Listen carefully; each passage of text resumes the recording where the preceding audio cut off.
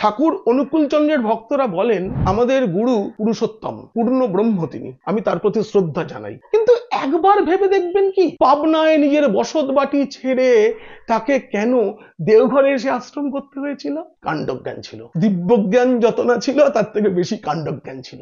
আর এক খ্যাতিমান সাধক বালক ব্রহ্মচারী, তাকে বলা হয় তিনি জন্মসিদ্ধ ঠাকুর, কিন্তু তার তো বাড়ি ছিল ঢাকার মেদিনীমণ্ডল গ্রামে। সেখান থেকে এসে বাংলায় কেন তাকে তার যে ভাবনা, ধর্মীয় ভাবনা, সেটা প্রচার করতে হলো? দিব্যজ্ঞান কাজে লাগেনি, কাণ্ডজ্ঞান দেখাতে হয়েছিল। তার সংগঠন সন্তান দলের একটা গান শুনেছি, মাইকে করে না প্রচার করা হতো, যিনি আল্লাহ তিনি রাম, রাম ও নারায়ণ রাম।